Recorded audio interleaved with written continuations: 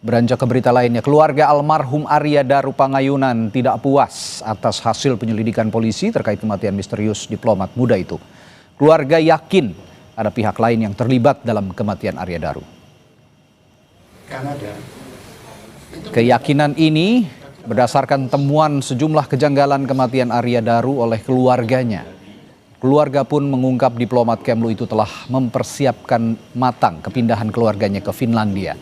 Keluarga meminta kematian Arya Daru diungkap transparan agar tidak ada asumsi liar serta memberikan ketenangan bagi almarhum dan keluarga. Saya ketidakpuasan pihak keluarga, khususnya orang tua, setelah melihat beberapa kejanggalan. Kesimpulan sementara kami dengan beberapa kejanggalan, fakta-fakta yang kami kumpulkan, bahwa ini kemungkinan besar melibatkan pihak lain dan ada tindak pidana. Saya kira itu. Pihak lain itu profesional. Ya, pihak lain yang mempunyai keahlian secara profesional dalam menghabisi nyawa seseorang. Sejumlah kejanggalan yang ditemukan keluarga Arya, yakni akun Instagram yang terlihat aktif dan WhatsApp yang masih menerima pesan dari istri Arya. Sementara hingga akhir penyelidikan polisi pada akhir Juli lalu, polisi tidak menemukan keberadaan ponsel Arya Daru. Keluarga meminta polisi mendalami sejumlah temuan kejanggalan ini. Beberapa waktu yang lalu, Instagram dari almarhum saat ini on. Salah satu fakta lainnya adalah istri atau keluarga dari almarhum itu mencoba lagi mengirimkan pesan singkat lewat WhatsApp dan itu centang 2. Berarti kan on kalau centang 2. Padahal dikatakan HP-nya hilang. Dan kita akan tanyakan lebih dalam terkait fakta-fakta baru kematian diplomat muda Arya Daru Pangayunan bersama kuasa hukum keluarga Arya, Nikolai Aprilindo. Selamat malam Pak Nikolai. Selamat malam Mas. Baik, Pak, tadi kan di berita pengantar sudah dikatakan kejanggalan-kejanggalan yang diterima oleh pihak keluarga, termasuk salah satunya tadi keberadaan ponsel yang dikatakan oleh polisi masih dalam keadaan hilang, namun keluarga mengirim pesan masih diterima oleh ponsel itu. Nah, selain itu juga ada yang diungkap dalam konferensi pers kemarin. Pihak keluarga bilang menerima amplop coklat sehari setelah pemakaman Arya. Kalau bisa dipaparkan di sini Pak, pada kesempatan ini, amplop itu isinya apa dan siapa yang mengirim? Baik. Untuk WA itu ketika jam 10 pagi tanggal 9 Juli itu istrinya mencoba mengirim pesan singkat lewat WhatsApp, ternyata centang 2. Kemudian untuk Instagram pada tanggal 14 Agustus 2025 ini kembali dibuka Instagramnya oleh keluarga, ternyata on Instagram itu. Namun setelah itu dicoba lagi sekali off, menghilang. Nah ini menjadi kejanggalan, kejanggalan yang tidak masuk di dalam akal sehat ketika kami mendapatkan informasi dari konvers yang dilakukan oleh Polda bahwa HP-nya hilang. Itu kapan terjadinya Pak Nikolai? Seperti saya sampaikan tadi, untuk WA itu pada tanggal 9 Juli. 9 Juli. Jam 10 pagi. Ya. Kemudian untuk Instagram itu pada tanggal 14 Agustus. Berarti baru kan? Artinya pihak keluarga mengasumsikan ini ada yang mengoperasikan sebenarnya ponselnya Arya Daru ini. Tidak hilang begitu ya? Betul sekali. Dan itu sudah coba dikoordinasikan dengan polisi Pak? Katanya kan kalau memang ponsel itu aktif, itu kan bisa dilacak keberadaannya di mana. Nah itu yang menjadi tanda tanya kami. Justru kami ingin menanyakan lebih lanjut dengan pihak kepolisian, dalam hal ini penyelidik. Kenapa disampaikan bahwa HP-nya hilang, ternyata masih bisa beraktif, bisa komunikasi aktif. Artinya bukan komunikasi aktif antara dua pihak ya, tapi masih ada tanda-tanda hidup HP-nya. Apa yang interaksi apa yang keluarga sampaikan pada saat ponsel itu aktif, Pak Nikolai? Jadi mencoba untuk memancing, Oke. itu loh, untuk memancing Mhm. HP dari almarhum ini. Ternyata on. Oke.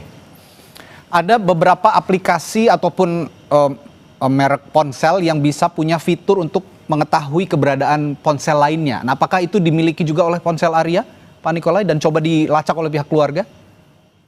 Ya, keluarga tidak mau mendahului, kami Oke. menyerahkan itu kepada pihak kepolisian. Hmm. Sehingga yang Oke. punya kewenangan untuk mendeteksi, Ya. untuk tracking dan sebagainya kan pihak kepolisian. Kalau kami nanti dipikir kami Ya, oke, melakukan baik. hal-hal yang melawan hukum. Biar proses hukum yang melakukan itu ya Pak ya. Nah, tadi pertanyaan saya soal amplop itu tadi isinya apa Pak, dan siapa yang mengirim? Ya, jadi sehari setelah kematian almarhum pada malam hari, pada saat tahlilan pengajian itu, ada seorang pria misterius itu membawa amplop berwarna coklat yang dilem dengan stiker putih, 2 stiker putih. Oke. Kemudian itu diserahkan kepada pembantu rumah tangga atau ART, asisten rumah tangga dari keluarga almarhum Di Jogja berarti ya Pak ya? di Jogja. Oke. Dan keluarga almarhum dalam hal ini istrinya membuka amplop tersebut.